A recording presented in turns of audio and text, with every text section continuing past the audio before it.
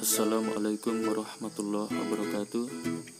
Selamat pagi, selamat siang, selamat sore, dan selamat malam dimanapun kalian berada. Semoga tetap dalam keadaan sehat walafiat, tidak kekurangan dalam satu hal apapun.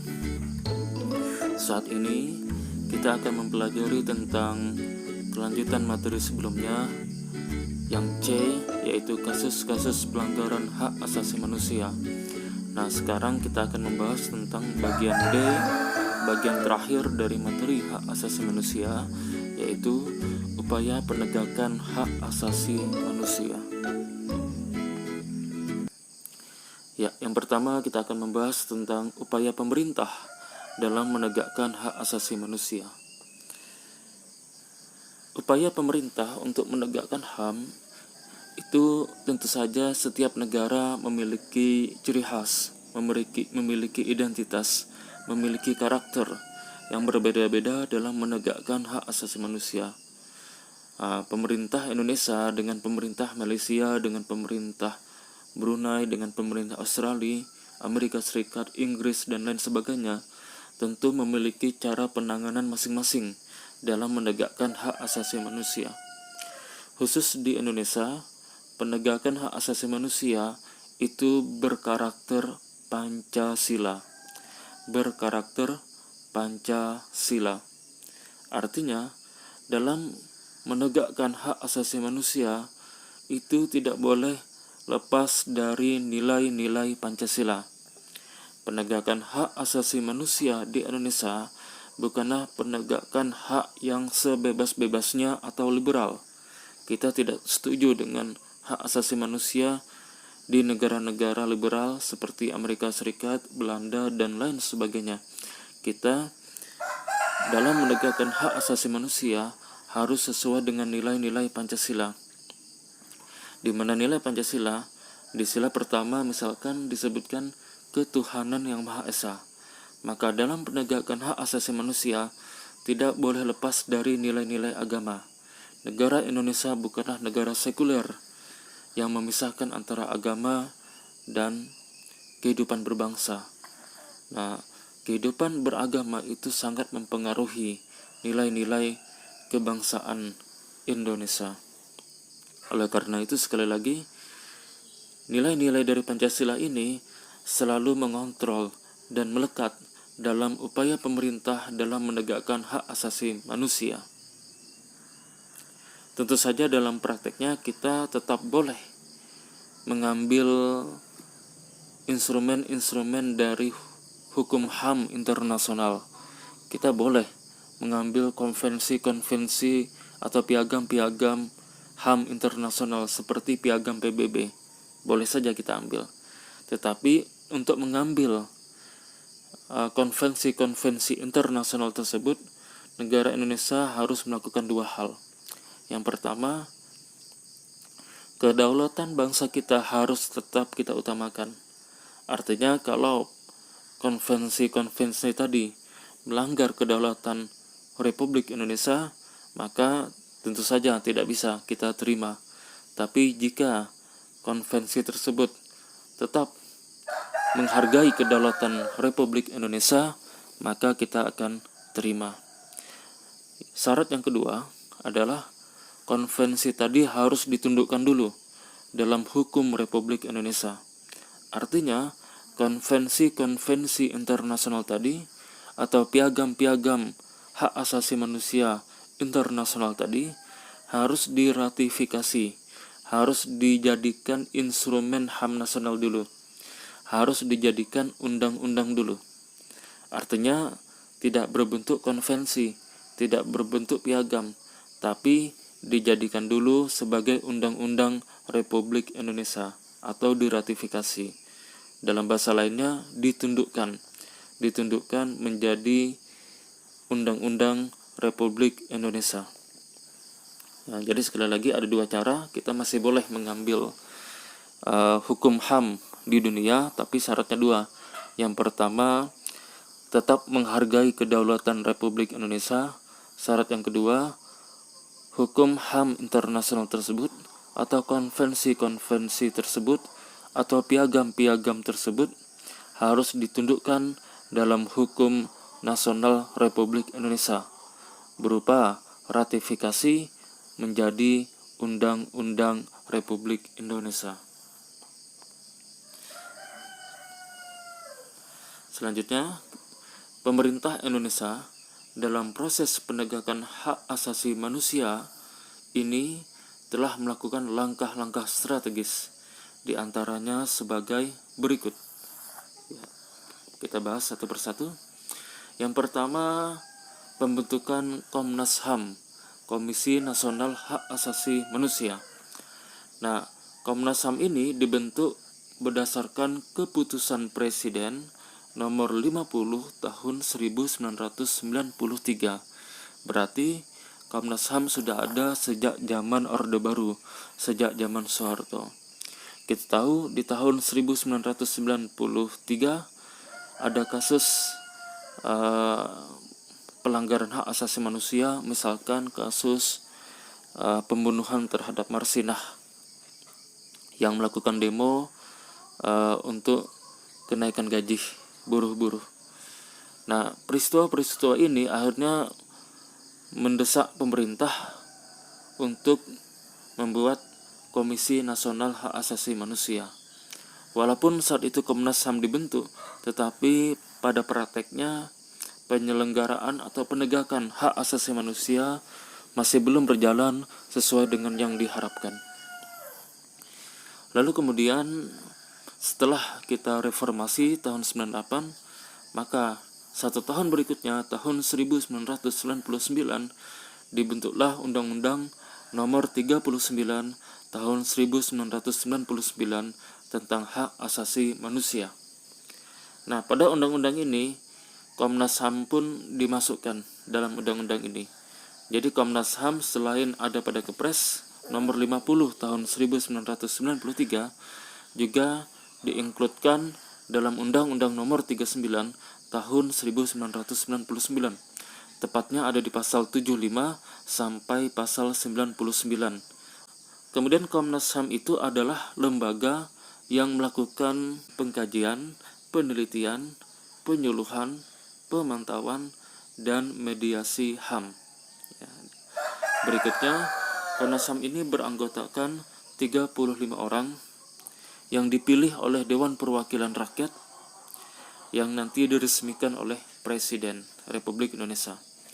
Nah, Komnas HAM ini yang berjumlah 35 orang itu memiliki periode selama 5 tahun. Mereka bekerja selama 5 tahun dan sesudahnya dapat dipilih kembali untuk 1 periode. Ya, jadi mirip dengan pemerintah seperti presiden, wakil presiden, gubernur itu boleh 2 periode, tetapi setelahnya tidak boleh lagi. Nah, Komnas HAM mempunyai wewenang sebagai berikut. Yang pertama, melakukan perdamaian pada kedua belah pihak yang bermasalah. Jadi Komnas HAM itu fokusnya adalah perdamaian, ya, mendamaikan kedua belah pihak atau kedua kelompok yang saling bertikai. Maka Komnas HAM fokus kepada perdamaian di antara kedua pihak tersebut. Yang kedua, menyelesaikan masalah secara konsultasi maupun negosiasi. Nah, jadi setiap ada permasalahan berkaitan dengan HAM itu diselesaikan secara kekeluargaan, secara konsultasi dan negosiasi. Artinya penyelesaian secara hukum itu dikesampingkan dulu. Secara kekerasan tentu tidak diperbolehkan, tetapi diselesaikan secara kekeluargaan dulu, konsultasi maupun negosiasi. Yang ketiga, menyampaikan rekomendasi atas suatu kasus pelanggaran hak asasi manusia kepada pemerintah dan DPR untuk ditindaklanjuti. Nah, jadi Komnas HAM ini biasanya akan memberikan rekomendasi atas suatu kasus. Nah, tinggal presiden atau pemerintah dan DPR untuk menindaklanjutinya. Berikutnya, memberikan saran kepada pihak yang bermasalah untuk menyelesaikan sengketa di pengadilan. Ya, jadi Komnas HAM harus mengarahkan setelah melakukan negosiasi dan konsultasi, kemudian jika masih berlanjut maka diarahkan kepada meja hijau pengadilan. Jadi tidak boleh dengan cara pengadilan rakyat, tidak boleh main hakim sendiri, tetapi diarahkan kepada meja hijau atau pengadilan.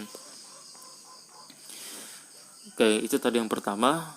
Upaya yang bisa dilakukan pemerintah adalah membentuk Komnas HAM. Tadi kita sudah bahas. Upaya pemerintah yang kedua bisa dilakukan dengan pembentukan instrumen hak asasi manusia.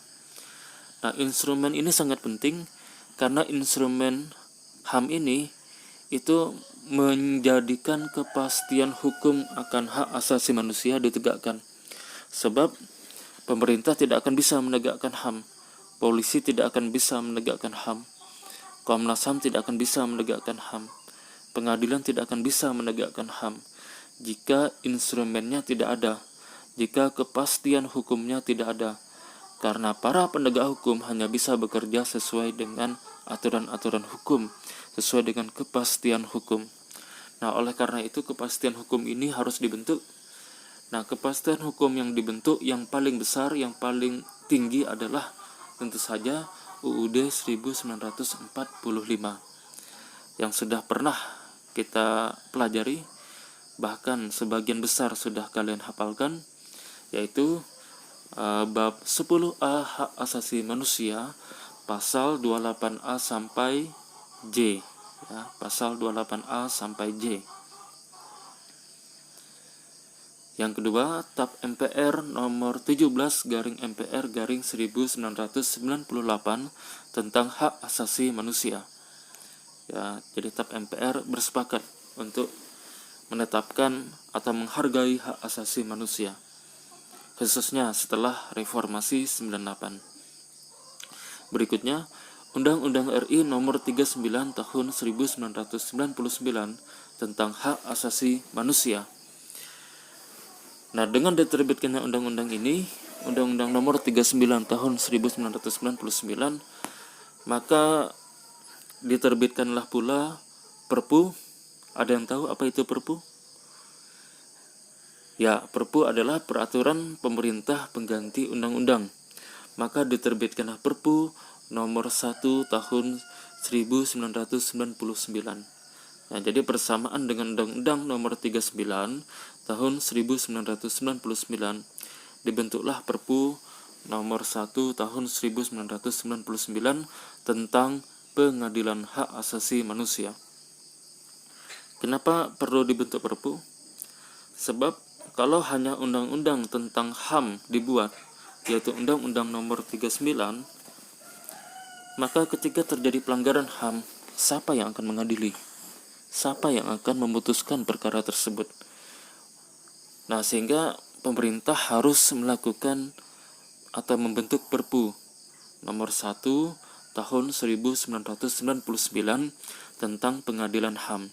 Sehingga kalau terjadi kasus pelanggaran HAM berdasarkan Undang-Undang nomor 39 tahun 1999, maka pengadilan HAM lah yang akan memutuskan apakah itu termasuk pelanggaran HAM atau tidak. Nah, lalu kenapa tidak dibentuk undang-undang saja? Kenapa harus Perpu? Ya, ada yang tahu? Ya, sebagaimana yang sudah pernah kita bahas, bahwasanya Perpu itu dibentuk dalam keadaan darurat, dalam keadaan kegentingan yang memaksa. Ya, di dalam pasal 22 ayat 1 dikatakan dalam hal ihwal kegentingan yang memaksa, Presiden menetapkan peraturan pemerintah sebagai pengganti undang-undang.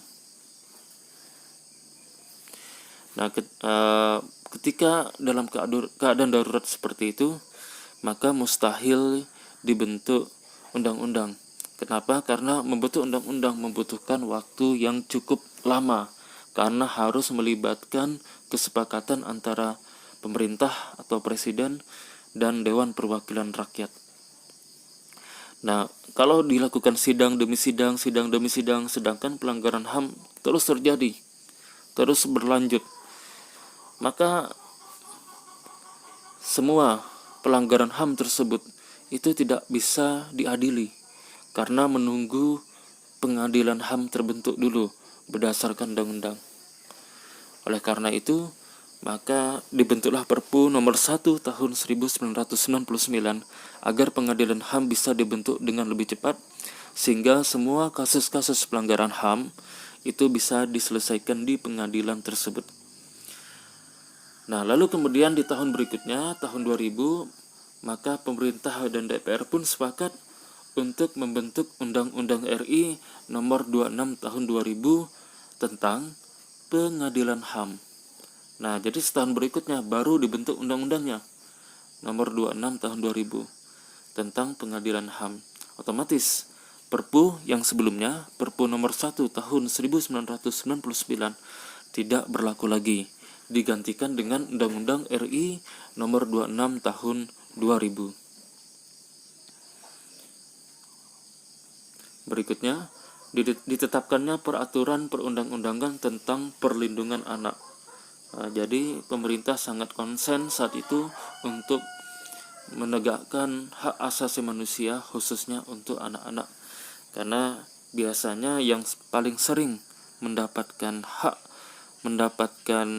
pelanggaran hak asasi manusia adalah perempuan dan anak-anak. Sehingga perlu dibentuk peraturan perundang-undangannya. Ya, peraturan perundang-undangannya ada di buku. Ya, silahkan kalian baca. Nah, di situ ada tentang sistem peradilan anak, ada undang-undang tentang pengadilan anak, dan lain sebagainya. Silahkan kalian baca di buku paket kita masing-masing.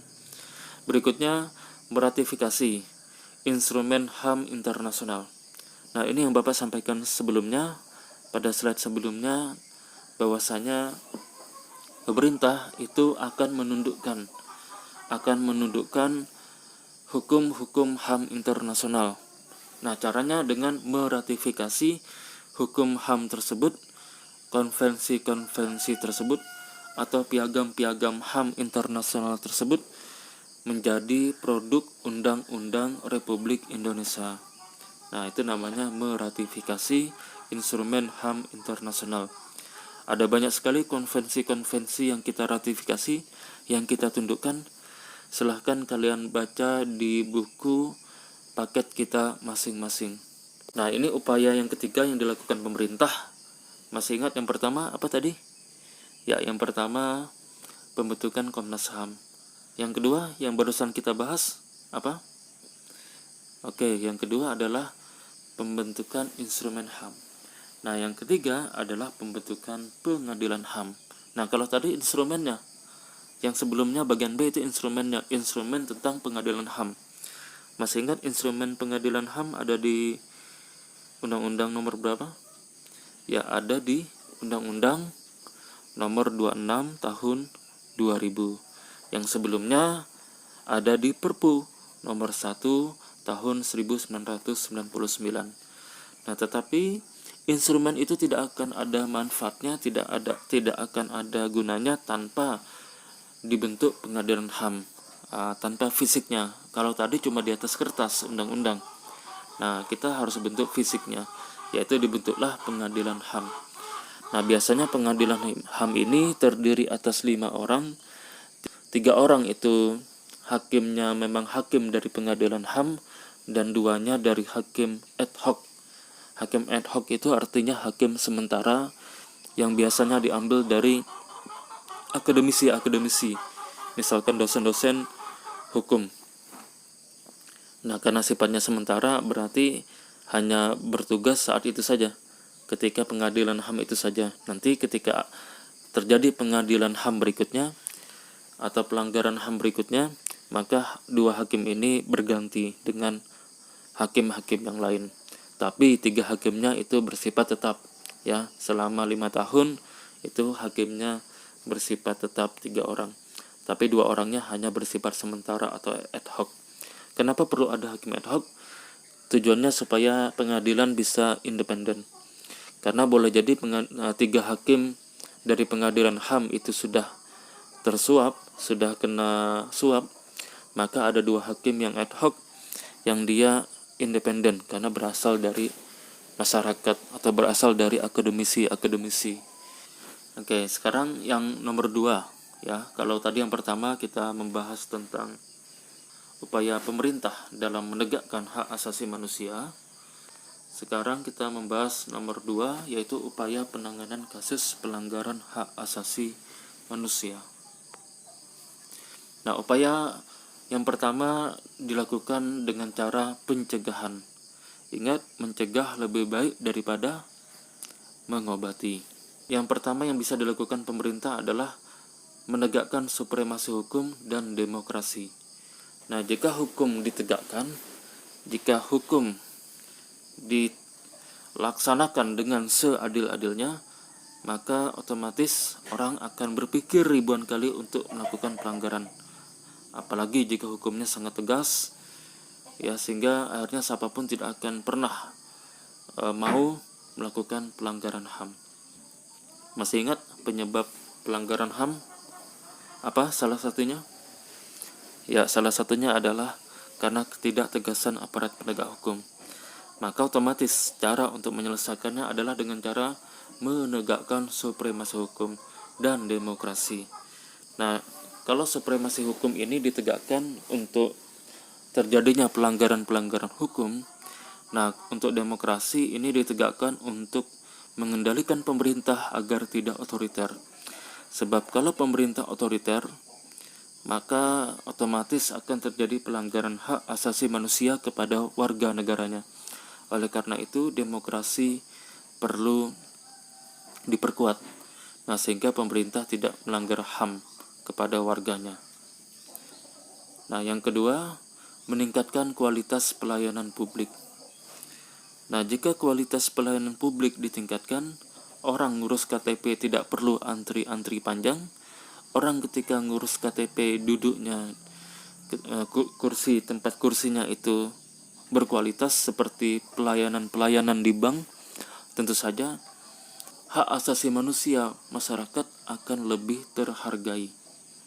Nah, sebagaimana salah satu dari penyebab terjadinya pelanggaran hak asasi manusia adalah penyalahgunaan kekuasaan. Nah, penyalahgunaan kekuasaan bisa diantisipasi, bisa dicegah dengan pelaksanaan demokrasi dan meningkatkan kualitas pelayanan publik. Nah, yang ketiga, upaya yang bisa dilakukan untuk mencegah, yaitu dengan meningkatkan pengawasan dari masyarakat dan lembaga-lembaga politik, ya, seperti DPR dan lain sebagainya. Nah, jadi kita sebagai masyarakat dan wakil-wakil rakyat kita di DPR, termasuk partai-partai politik dan lembaga-lembaga politik lain, itu seharusnya mau dan mampu mengawasi kinerja daripada pelaksanaan penegakan hak asasi manusia. Sebab tanpa pengawasan yang ketat oleh rakyat, oleh lembaga-lembaga tersebut, maka penegakan hak asasi manusia bisa berjalan tidak maksimal, bisa berjalan di tempat. Maka kita perlu awasi. Nah, begitu juga pers saat ini, media-media televisi itu sangat mempengaruhi terjadinya penegakan hak asasi manusia. Jika suatu berita diliput secara masif oleh media elektronik, televisi dan lain sebagainya, biasanya akan memancing reaksi masyarakat, sehingga akhirnya penegakan hak asasi manusia itu bisa berjalan lebih maksimal. Berikutnya bisa dilakukan dengan meningkatkan penyebarluasan prinsip-prinsip hak asasi manusia.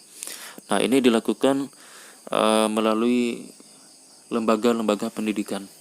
Ya, di lembaga pendidikan seperti sekolah, kalian akan mendapatkan informasi tentang hak asasi manusia. Misalkan kita sudah membahas atau menghafalkan bahkan pasal 28A sampai J. Mari dipraktekkan. Ya, Bapak sudah sosialisasikan pasal 28A sampai J. Silahkan kalian hafalkan dan kalian praktekkan dalam kehidupan sehari-hari. Nah, sehingga ini bisa mencegah daripada salah satu penyebab lagi. Jadi materi tentang penyebab pelanggaran HAM itu memang terkait dengan upaya pencegahannya. Nah, salah satu penyebab pelanggaran HAM adalah karena ketidaktahuan akan hak asasi manusia. Nah, hal ini bisa dicegah dengan meningkatkan penyebarluasan prinsip-prinsip hak asasi manusia. Nah, berikutnya, meningkatkan kerjasama yang harmonis antar kelompok atau golongan. Jika antar kelompok ini, antar golongan yang berbeda identitas ini mau saling bekerja sama, mau bergotong royong, misalkan membersihkan got atau selokan, itu akan meningkatkan keakraban sehingga muncullah saling menghargai, saling menghormati, atau yang disebut dengan toleransi. Masih ingat penyebab pelanggaran hak asasi manusia diantaranya adalah sikap intoleran, tidak toleransi. Maka upaya untuk mencegahnya adalah dengan meningkatkan kerjasama yang harmonis antar kelompok atau golongan. Nah, materi yang terakhir yaitu membangun harmonisasi hak dan kewajiban asasi manusia. Jadi hak dan kewajiban itu harus harmoni. Tidak boleh kita hanya menuntut hak saja, sementara kewajiban tidak kita laksanakan. Ya, misalkan kalian pingin pintar, kalian pingin dapat nilai yang bagus, ujian semesternya bagus, tapi kalian tidak pernah mau melaksanakan kewajiban berupa belajar atau mengerjakan tugas-tugas PR dari sekolah. Nah, mustahil kalian bisa berhasil kalau kewajibannya tidak dilaksanakan. Nah, jadi kewajiban dan hak itu harus harmoni. Atau kalau kalian nanti sudah dewasa, kalian bekerja, kalian mendapatkan upah atau gaji. Nah, mustahil kalian mau minta naik gaji kalau apa yang kalian lakukan tetap sama. Semangat kerja kalian tetap sama. Mustahil kalian naik gaji. Apalagi kalian minta gaji padahal kalian tidak mau bekerja. Itu tidak akan bisa. Jadi bekerja dulu baru dapat gaji. Oleh karena itu ada sebuah pepatah di luar negeri bagus sekali yang berbunyi, hanya orang bodoh saja yang mengharapkan hal yang berbeda tetapi dengan melakukan cara yang sama. Sekali lagi, hanya orang bodoh saja yang ingin mendapatkan hasil yang berbeda tetapi dengan melakukan hal yang sama. Jadi oleh karena itu kita hanya bisa mendapatkan hak yang berbeda kalau kita melakukan kewajiban yang berbeda. Kita ingin mendapatkan nilai yang lebih baik di semester depan, ingin ranking 1, bahkan ingin menjadi yang terbaik di kelas kita, maka satu-satunya cara adalah melakukan hal yang lebih baik daripada di semester sebelumnya. Baik, sekian materi yang bisa Bapak sampaikan. Ini materi terakhir yang kita pelajari di bab 1 ini. Semoga materi ini bisa merasuk dalam pikiran kita, tidak hanya menjadi sebagai pengetahuan, tidak hanya sebatas wawasan, tapi kita amalkan dalam kehidupan sehari-hari. Ya, selamat belajar, selamat pagi, selamat siang, selamat sore, dan selamat malam. Wassalamualaikum warahmatullahi wabarakatuh.